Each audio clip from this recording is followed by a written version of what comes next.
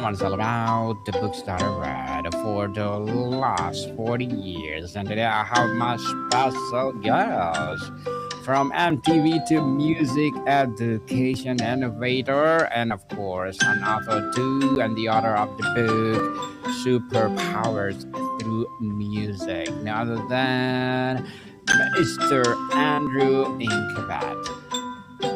Thanks, Daniel. I'm glad to be here. Um, Welcome. so, thank you.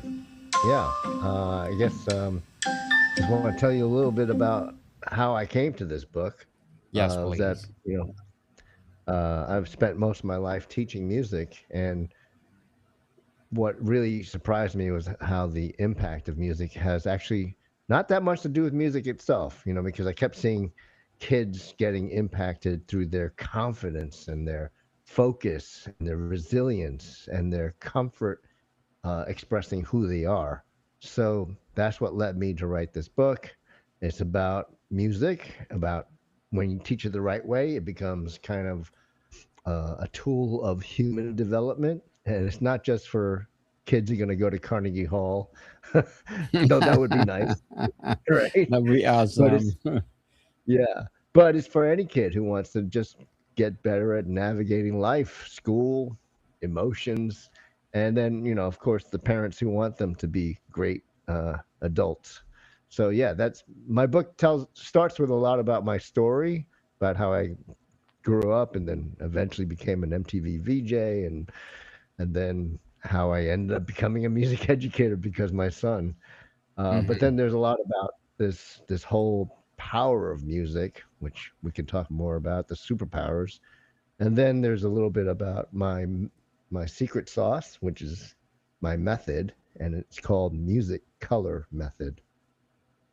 Music color method. And we like that, Mr. Andrew. And thank you so much for sharing your knowledge and wisdom to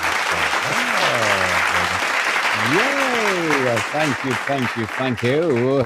So today, let's talk about your book itself. Let's demystify the music color name. How do you use color, image, and story, not just a gimmicks, but a direct neurological pathways to understanding a musical concept like beats, rhythm, and harmony? So, you know, it's kind of funny how music, um, well, it's been taught so strictly in a way for over 300 years. Like we had hardly changed how we taught music since the days of people wearing powdered wigs. Hmm. So I call it the powdered Okay. wig problem because Okay. um, in the old days you had to explain everything first, and then you might get to make a little bit of sound, and then try to figure out how to play music because the old ways of teaching music was we're going to show you this weird way of looking at these black dots on these lines, and that's going to tell you how to play the instrument, and then you're going to make music out of it, and that's so weird. So because I spent about 10 years doing interface design for websites in the dot com boom of the 90s. um, Hmm. my son was born in 2002, and he starts asking for music from me, and I didn't want to be the kind of parent that pushes anything on him. So I was like, all right, we'll get to that.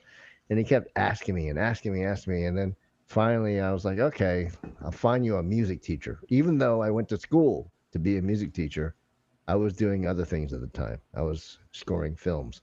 So finally I start calling around, and I couldn't find any teacher who would accept him because they said, "Oh, come back when he's 7 or 8." And Hmm. he was so musical. He's singing all the time, and he's saying, "Papa, when are you going to teach me music?"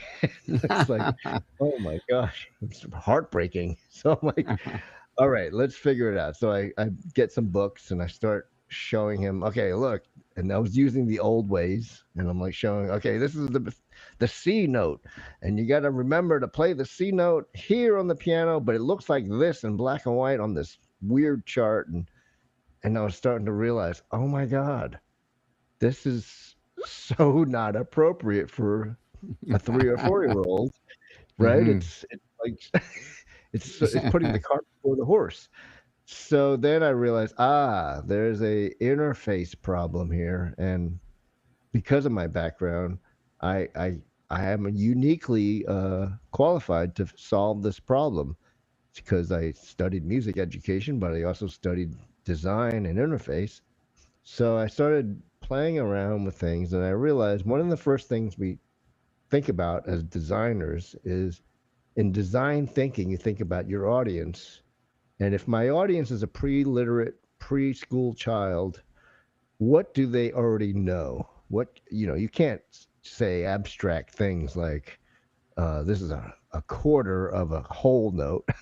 it's it's so Yes. abstract. So I'm like, okay, they understand colors. Let's do something with colors. So I started putting just colored labels. Actually, I even used masking tape and crayons, and I started coloring. Okay, this red note is going to be C, and then I just did like a sequence of colors up to for 5 fingers, right? And I said, okay, red, orange, yellow, green, blue. In the beginning, actually, I didn't even have that. I was like kind of a little bit varied on that, but then over time, I said, hey, it should be the rainbow. And we could talk a little bit later about the metaphysical magicness of that rainbow.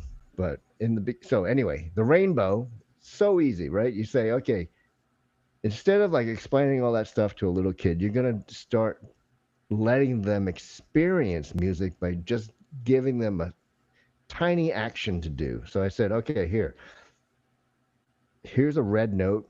I want to put a colored marker on your finger, the red thumb. I want you to play the red note with your red thumb 6 times. And Mm-hmm. then it's like, oh, that's pretty easy, right? And then I said, okay, let's do the orange note. And I colored the next finger with orange, and the next note is a D, and it's got an orange label on it. And then so I started making this color notation, just colored blocks.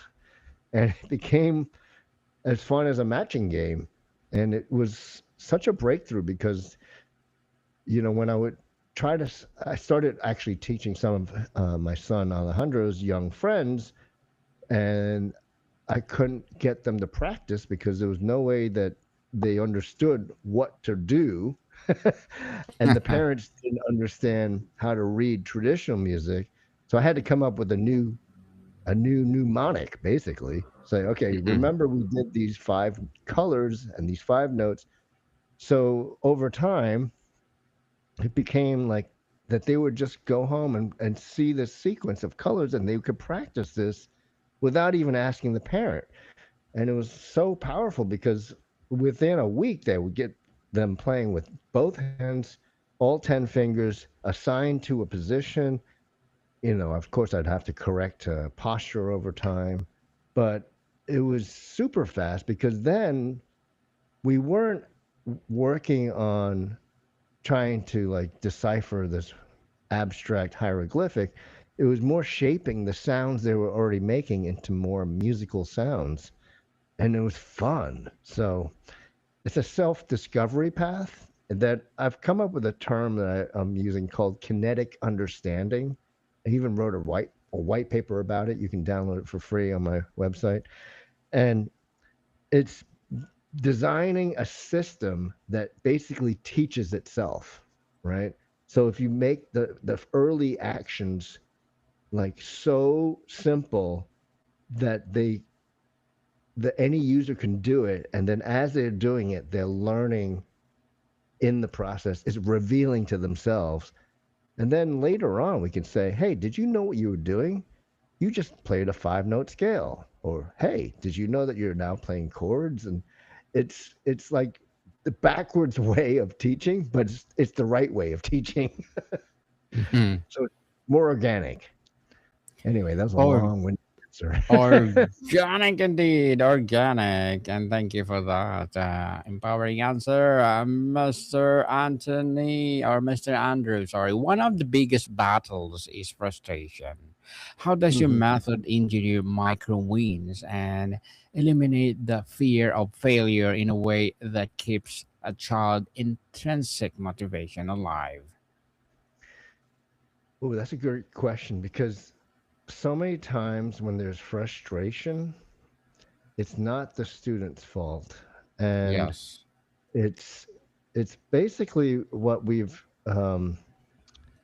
I have a term that I call a sequence before skill. Mm-hmm. Uh, right? Like if you have the right sequence of events in the right order, then the skill is just going to naturally follow.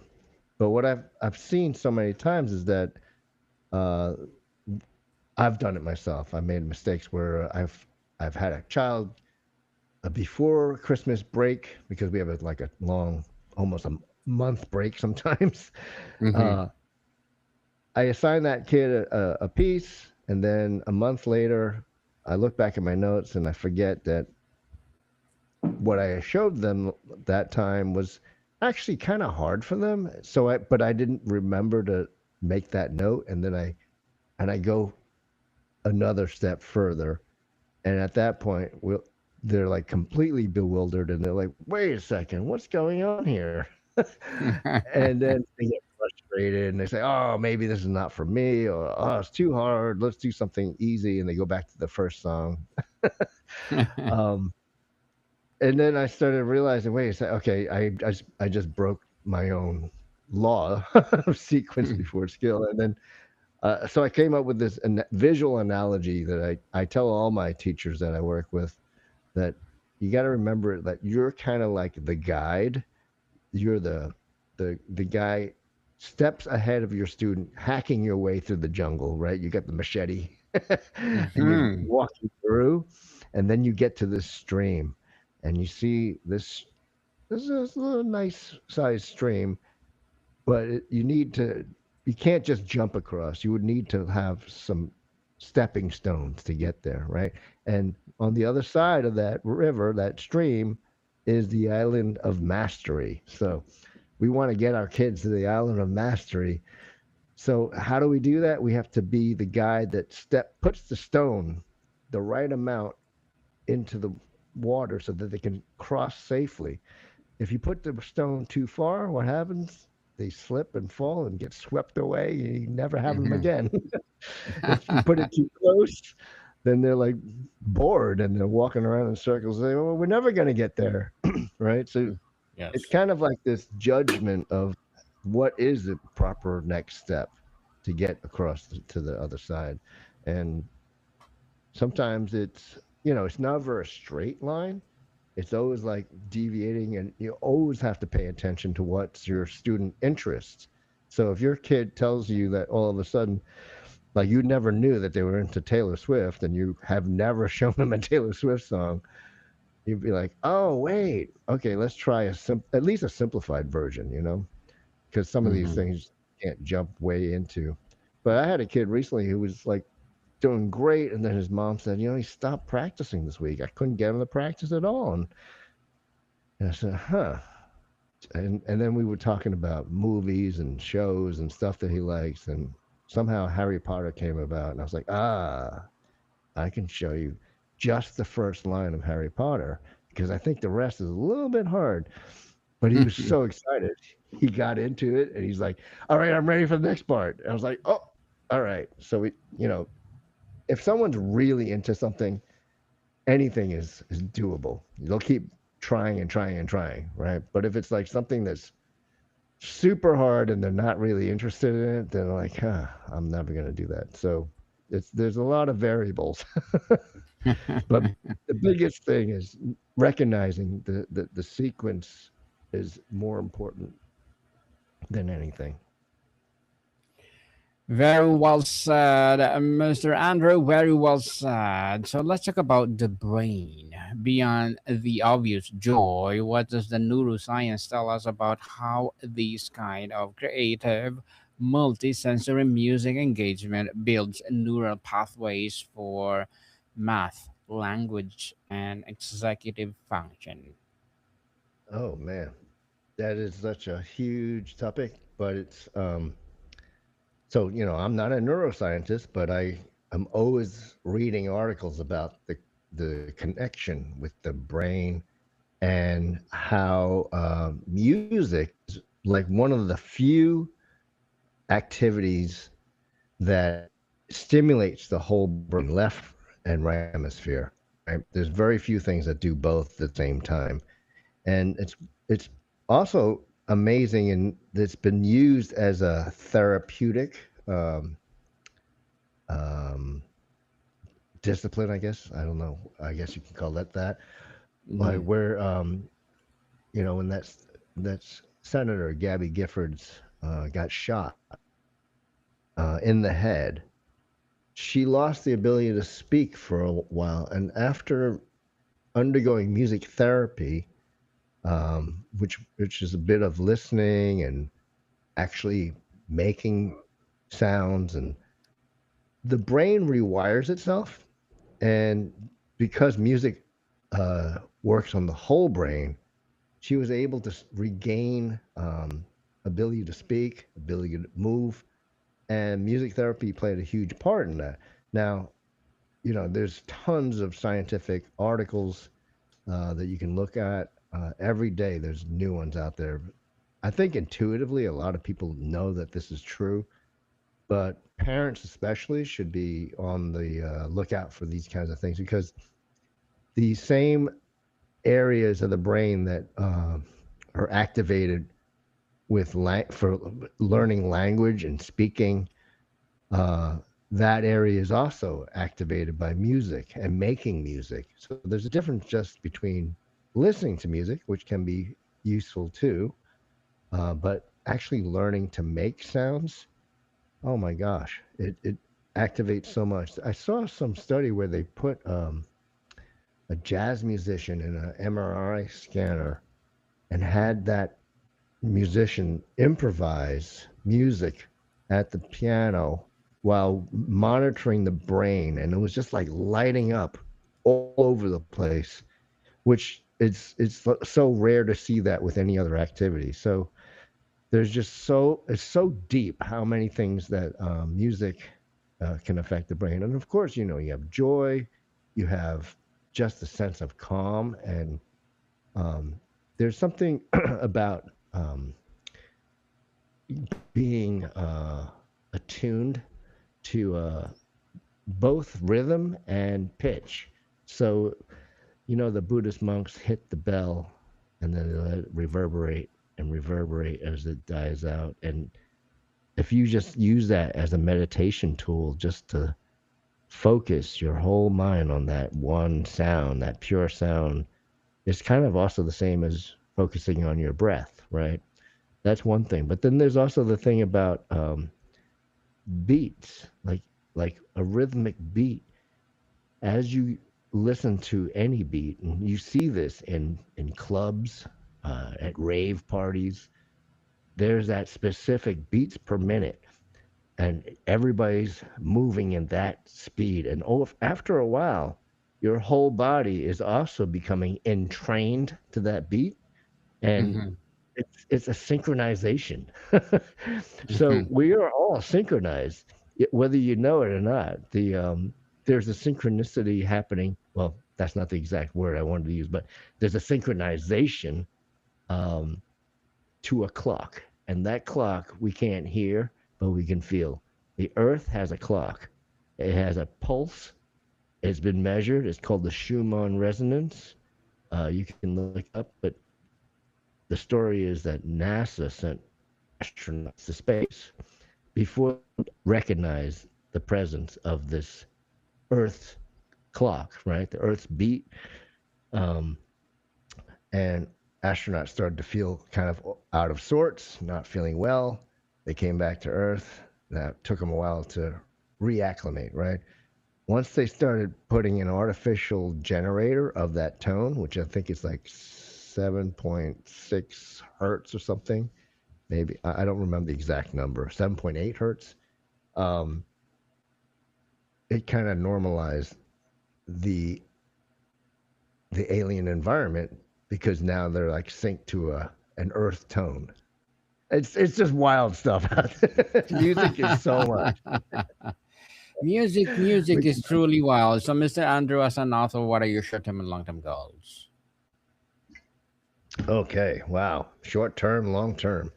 Short term, I want to make sure that everybody buys my book because Mm-hmm. Superpowers through Music is designed really for parents, but also educators, and it's to show you can actually in, evoke the superpowers in your child, and the superpowers I'm talking about are all social, emotional learning skills. The things like we talked about, confidence, uh, resilience, focus, all that kind of stuff. So yeah, I hope people will buy it and get a lot out of it. There's also links in the book to more special downloads and offers to help them find their path with music.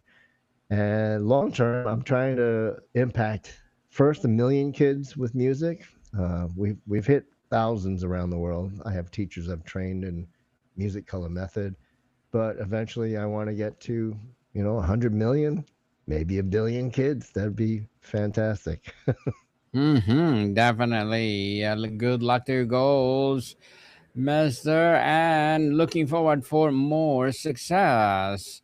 And what would be your piece of advice for those people that don't want to be like you?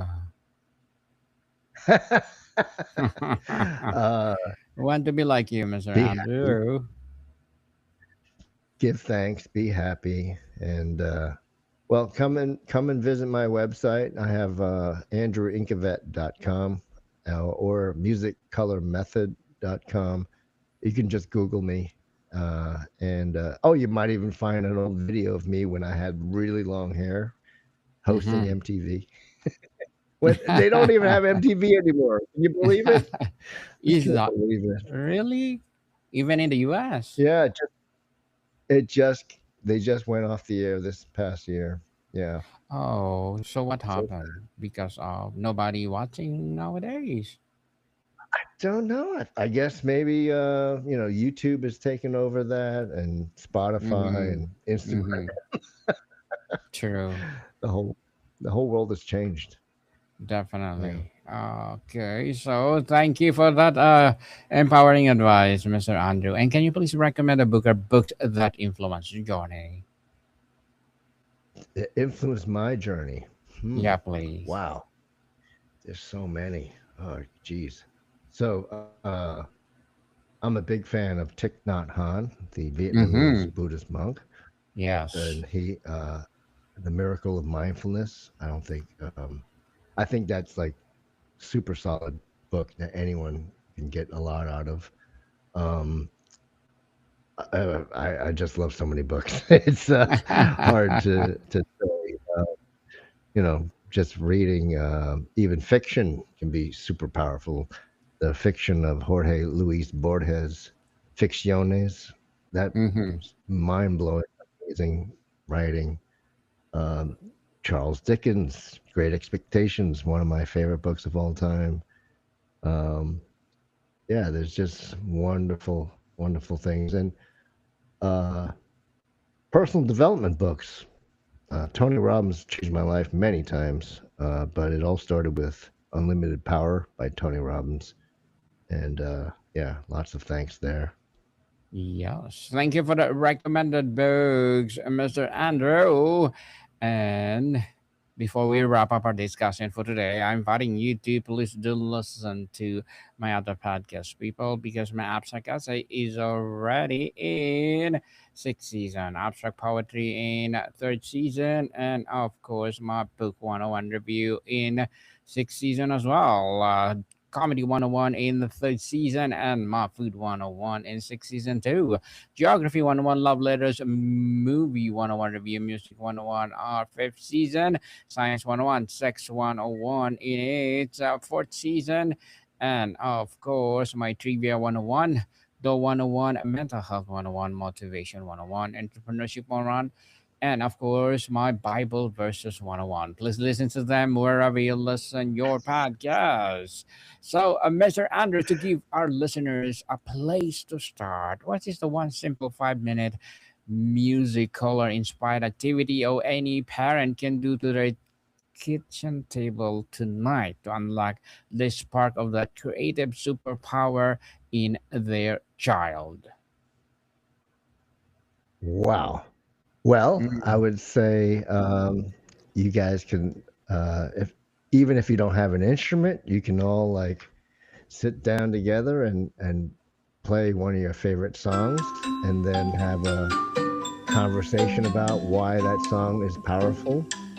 One of those songs that my son used to love is "What a Wonderful World." Louis Yes. Armstrong. It's a Mm, great choice for young kids. definitely. I'm inviting you, Mr. Andrew, to be part of my Music 101, and let's talk about What a Wonderful World. What a song. Yes, yes, that's right. So, can you please invite our listeners to support your books? Because you have a lot more Yes. books, right? Well, Superpowers to Music, I would invite you to buy it wherever you buy your books. You can also see my whole list of books at andrewinkavet.com. It's spelled AndrewIngkavet, like Victor, ET.com. And I know it's not an easy spelling, but it's memorable. It's unique. It- yes, it's There's no other memorable. Andrew Ingkavet. There's nobody else. Nobody else, only Mr. Andrew Ingkavet. Yes, people, let's support Mr. Andrew Ingkavet because if you support him, for sure, more and more empowering books like this to rise. So, looking forward for our episode, Mr. Andrew, on Music 101. So, thank you so much for your time. Thanks, Daniel. Welcome, people. See you soon.